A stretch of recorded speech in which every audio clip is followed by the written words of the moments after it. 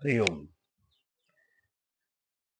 जन जागृति संदेश इस चैनल में मैं आप सभी बंधुओं का हार्दिक अभिनंदन करता हूं। प्रश्न मेरे समक्ष आया है और यह वीडियो भी मैं काफी दिनों के बाद बना रहा हूं।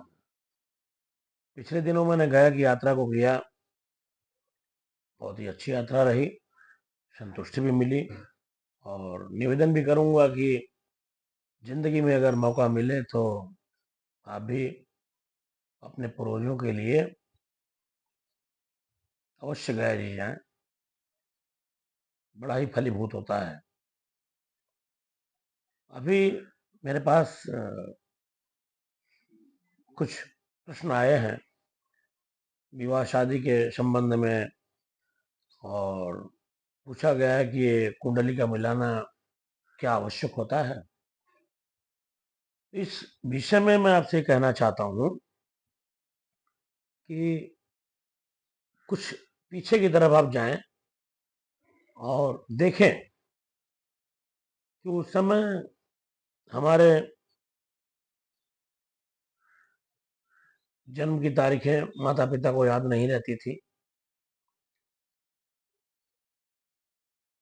न जन्म का समय पता होता था, न कोई विस्तृत कुंडली भी बनाई जाती थी।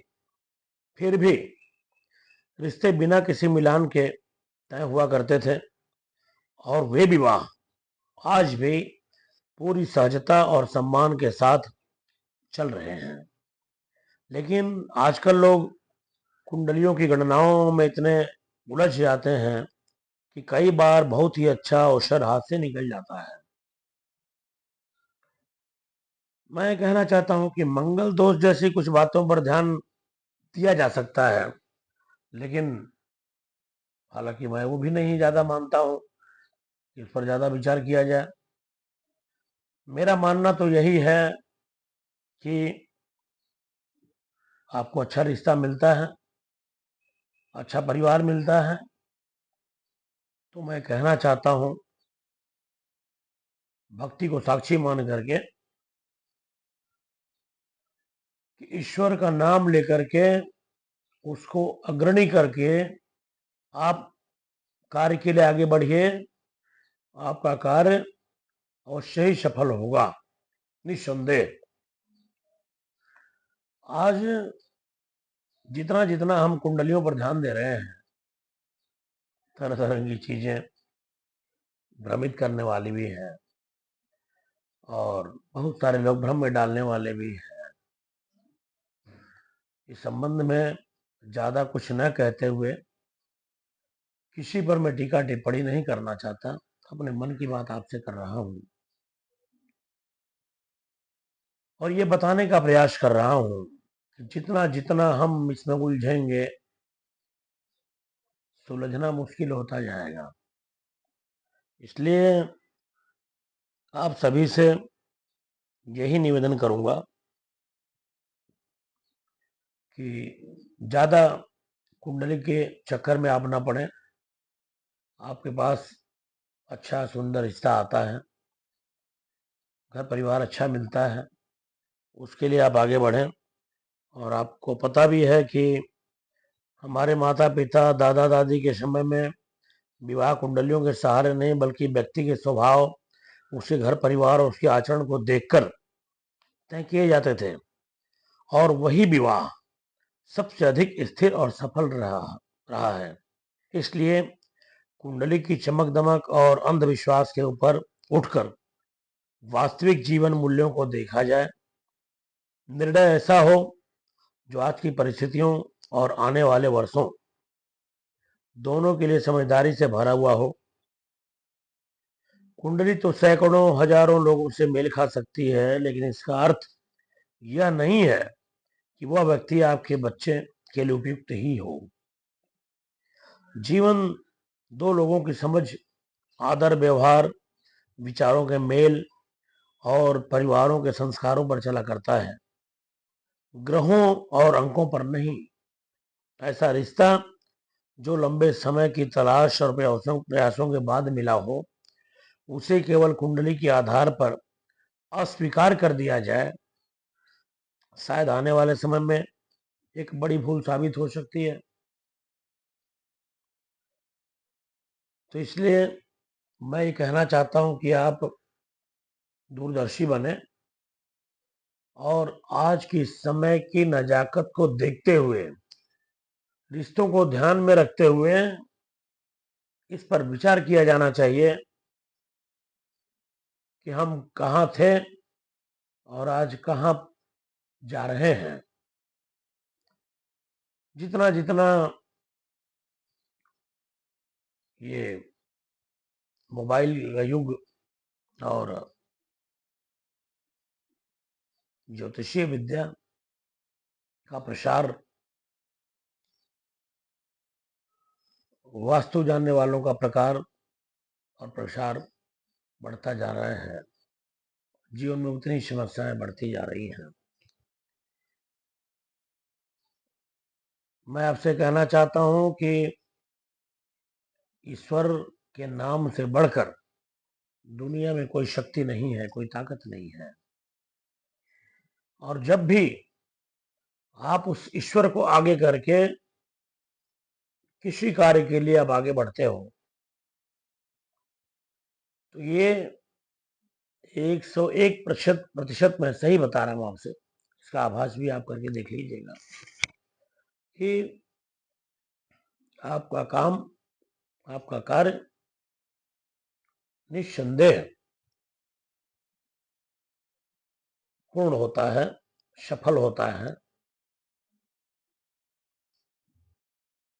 ये आप चाहें तो इस बात को आजमा करके देखिएगा किसी पहलू पर, किसी भी तरीके से। हालांकि मैं अक्सर कहा करता हूं कि जब भी आप घर से बाहर निकलते हैं कार्य पर जाने के लिए, तो भगवान को अपने घर के मंदिर में 1 मिनट का समय दीजिए, प्रणाम करिए, प्रार्थना कीजिए कि हे प्रभु, मैं कार्य क्षेत्र में चल रहा हूँ, मेरे संग चलिए, और जब तक मैं लौट कर ना आऊं आप सदा मेरे संग अंग संग रहें, मेरा ध्यान रखें, उस दौरान मेरे घर परिवार का ध्यान रखें। ये आशीर्वाद मांग कर मैं आपसे आगे जा रहा हूँ प्रभु। तो आपको ये पता चलेगा कि आप जहां भी जा रहे हैं एक छाया आपके साथ चल रही है, निरंतर आपके साथ है, जब तक आप घर लौटकर नहीं आते, अपने परिवार में नहीं आ जाते। और जैसे ही आप घर के दरवाजे पर आते हैं ड्यूटी से या कहीं से भी, तो अपना दोनों हाथ अपने घर की ओर ऐसे किया करें और प्रभु को प्रणाम किया करें। हे भगवान, आपकी बड़ी कृपा है, आपकी दया है, आप सुबह से लेकर मेरे घर आने तक मेरे अंग संग रहे, मुझे सकुशल आप घर ले आए, अपने परिवार में ले आए हैं। हे प्रभु, मैं आपका धन्यवाद करता हूँ। इस तरह से भगवान का धन्यवाद करके फिर आप अंदर आइए। चाहे किसी भी काम से आप जाएं, हर कार्य के लिए मैं कह रहा हूँ आपसे, किसी एक काम को नहीं कह रहा हूँ, क्योंकि गोस्वामी जी ने लिखा है ना, बाबा ने, कि कलिकाल कुठार लिए फिरता, तनु नम्म पे चोट झिले न झिले, तो भजले प्रभु नाम अरी रसना। रसना का है इस जीवा को, चलते फिरते उठते बैठते सोते जागते हर क्षण उसका ध्यान रहे, उसका नाम मुख में रहे। क्यों कि अच्छा समय बुरा समय कब आ जाएगा हमको नहीं पता होता। भगवान करें सबके पास अच्छा समय ही आए, लेकिन गुजरना तो दोनों से पड़ेगा ना। ईश्वर को भी गुजरना पड़ा है, हम और आप क्या है। ये हमेशा ध्यान रखें कि ईश्वर को अग्रणी करके आप कोई भी काम करें, शुरू करें, तो आप उसमें सफल होंगे। और मंगल दोष के बारे में मैं कुछ कह रहा था। भृगु संहिता को आप उठाकर देखें तो वहां कहा गया है कि 29 साल 4 महीने के बाद मंगलिक दोष अपने आप क्षीण हो जाया करता है, समाप्त हो जाया करता है। और सच तो यही है कि मंगल दोष नहीं है, मांगलिक योग कहा जाता है। मांगलिक योग आप कह सकते हैं, उसको दोष नहीं कहना चाहिए, योग है। तो जहां भी योग है तो योग का संबंध तो धनात्मक चीज से आता है कि धन है। दोष अपने आप में दोष होता है। एक्चुअल में ये मांगलिक योग है जिसको दोष बना दिया गया है। तो बहुत सारी चीजें हमारे समाज में भ्रम पैदा करने वाली हैं। और मैं बार बार यही कहता हूं कि हमें भ्रम से बचना चाहिए। जितना जितना आप भ्रमित होंगे, आप दबते चले जाएंगे। तो दबना नहीं है, जीवन में उठने का प्रयास करें। उठने का प्रयास करें, और व्यक्ति उठेगा तब जब यहां से भ्रम निकल जाएगा। हमने बहुत सारे भ्रम पाल रखे हैं, आगे मैं इस पर बोलूंगा, कभी न कभी अवश्य बोलूंगा। क्योंकि एक भ्रम हो तो मैं उस पर बोलूं। तरह तरह के भ्रमित विचार पैदा करने वाले लोग भी हैं, और भ्रम को मानने वाले भी लोग हैं। और ये सब कुछ हम लोगों के माथे पर मढ़ा गया है। पिछले दिनों तुलसी विवाह का अवसर था। उस समय भी बड़े सारे भ्रमित लोग मुझे मिले। एकादशी कब है, किसी ने 2 को मनाया, किसी ने 3 को मनाया, 1 को मनाया, 2 को मनाया, ऐसी कोई तारीख थी। इस तरह का भ्रम हमारे समाज में बहुत तेजी से फैल रहा है। फैलाने वाले लोग भी बैठे हुए हैं, डराने वाले लोग तो बैठे हुए हैं। और डरा इसलिए रहे हैं कि आप डर रहे हैं। तो मैं कहना यही चाहता हूं कि डर को दूर भगाइए, अपने गुरु पर भरोसा रखिए, अपने ईश्वर पर भरोसा रखिए, कामयाब रहोगे निश्चित। ये ध्यान में रखिए। जितना जितना भ्रम में आप उतरेंगे, जितना जितना सोचेंगे, उतना दलदल में उतरते चले जाओगे। एक हल्की सी खरोच भी लगेगी तो लगेगा कि नहीं नहीं, ये इस कारण से हुआ है, इस कारण से हुआ है। ध्यान हो ही जाता है ना। क्योंकि हम लोगों की मानसिकता ऐसी बन गई है कि हम आधे भरे हुए गिलास को नहीं देखते हैं, आधे खालीपन को देखते हैं। 99 लोग, 100 में से 99 लोग या 95 लोग ये कहेंगे कि आधा गिलास भरा हुआ है। 95% लोग कहेंगे कि आधा गिलास खाली है। 5% लोग कहेंगे आधा भरा है। 95% लोग कहेंगे कि आधा खाली है, क्योंकि उनको खाली पानी दिखाई देता है। बहुत सारे लोग जाते हैं ना सत्संग वगैरह में, तो वहां 95% लोग कमियों को ढूंढते हैं कि नहीं नहीं, ये कमी रह गई है, ये कमी रह गई है, ऐसा होना चाहिए था। और 5% लोग जो है सत्संग को सुनने जाते हैं, उसका लाभ लेने जाते हैं। और आजकल तो ज्ञानी की कमी नहीं है। मैं आने वाले समय में भक्ति की शक्ति क्या है, इस पर चिंतन करते हुए आप तक पहुंचाऊंगा कि भक्ति और ज्ञानी में अंतर क्या है, और श्रेष्ठ कौन है, बड़ा कौन है। निसंदेह 90% लोग कहेंगे कि ज्ञान बड़ा है, निस्संदेह कहेंगे। लेकिन इस विषय पर मैं अभी आगे बोलूंगा, फिलहाल अभी नहीं बोलूंगा। जल्दी ही उसका वीडियो बनाऊंगा और आप तक पहुंचाने का प्रयास करूंगा। लेकिन ये जो प्रश्न मेरे समक्ष अभी आया है कुंडली को लेकर के, उसके विषय में मैंने जो बताया है उस पर आप विचार करें, मंथन करें कि ये सही है और कितना सही है। क्योंकि बहुत सारे लोग मेरे पास भी आते हैं कुंडली दिखाने के लिए, हालांकि मैं वो मिला करके बता दिया करता हूँ, लेकिन साथ साथ मैं ये भी कह देता हूँ कि ये जो बता रहा हूँ कुंडली के संबंध में, इस पर ज्यादा भरोसा न करें। क्योंकि बहुत सारी अच्छी कुंडलियां मिल जाने के बाद भी, मिलान अच्छा मिलने के बाद भी मामला गड़बड़ हो जा रहा है। तो निवेदन आपसे यही है कि इस पर ज्यादा भरोसा न करें, भरोसा करें अपने ईश्वर पर,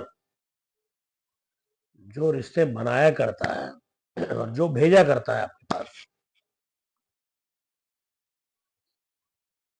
आज समस्या दिन ब दिन बढ़ती जा रही है। हम लोगों को चिंतन करना होगा, विचार करना होगा, क्या सही है क्या गलत है। और सीधे सीधे शब्दों में मैं आपसे यही कहना चाहूंगा कि पूर्व समय की धारा को देखिए। आज से 25 साल पहले जब कुंडली नहीं हुआ करती थी और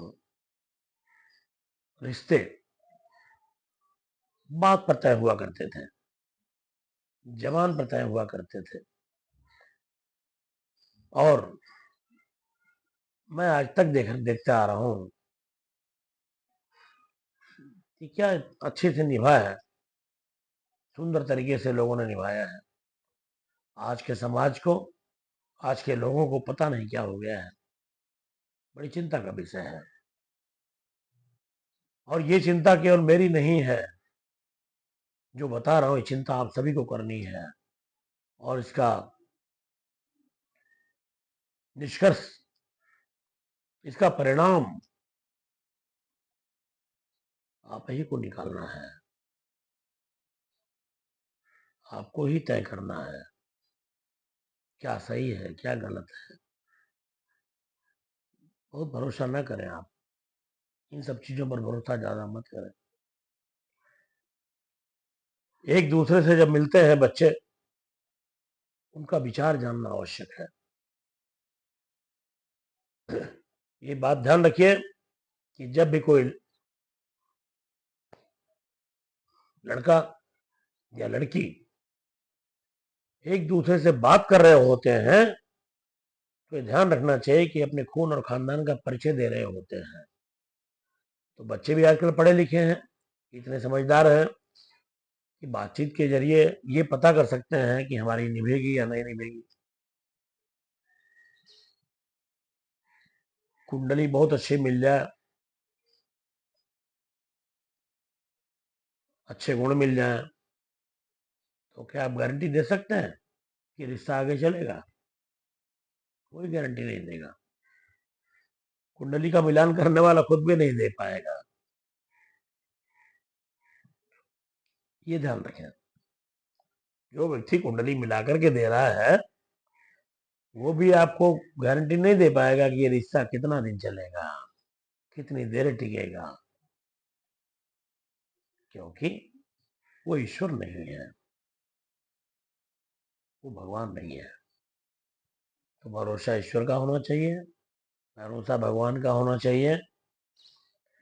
और जब उस पर भरोसा आप करके अपना पैर आगे बढ़ाते हैं तो निश्चित रूप से आप सफल होते हैं, इसमें कोई संदेह नहीं है। तो इस बात को ध्यान में रखें।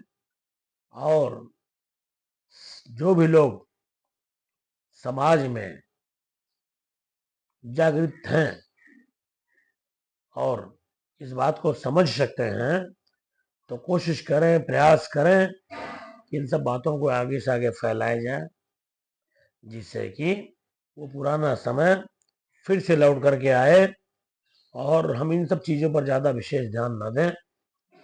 और सच तो ये है कि राम जी के जीवन को आप देख लें कि गुरुओं ने उनकी कुंडली को मिलान किया था, 36 गुण मिले थे। 36 का योग होता है 3 और 6 मिलके 9 होते हैं। 9 संख्या आपको पता ही है कि पूर्ण संख्या है, अद्भुत संख्या है। इसके विषय में भी मैं कभी पर चर्चा करूंगा कि 9 अंक क्या है। अपने आप में जो हमेशा नया है, कभी पुराना नहीं होता, वो 9 है। और 36 गुण भगवान राम जी और सीता जी के मिले थे। उसके बाद भी क्या हुआ है, विवाह कितना सफल रहा है, ये आप देख ही रहे, जानते ही हैं सब लोग, कैसा संयोग बना था। तो इस पर मैं चाहूंगा कि थोड़ा सा चिंतन हम सभी को मिलकर के करना होगा। जो लोग भी अपने बेटे बेटियों की शादी के लिए चिंतित हैं, परेशान हैं, अच्छा रिश्ता आपके पास आता है तो उसको ठुकराइए नहीं, एक दूसरे से मिलिए। और आपको लगे कि नहीं, दोनों का परिवार बराबर है, संतुलित है, अच्छा है, तो भगवान का नाम लेकर के उसके लिए आगे बढ़िए। कुंडली को बीच में रख करके ऐसे रिश्तों को ठुकराइए नहीं, पछताना पड़ेगा। इसलिए रामायण में लिखा है कि सहसा कर पाछे पछताही, कहीं वेद बुध ते बुध नाही। जहां कुंडली का मिलान नहीं होता तो हम तुरंत ना बोल देते हैं, कम गुण मिल गया, नहीं भाई नहीं, मिलान नहीं हो रहा है, नाड़ी दोष है, ये दोष है, दुनिया भर के दोष।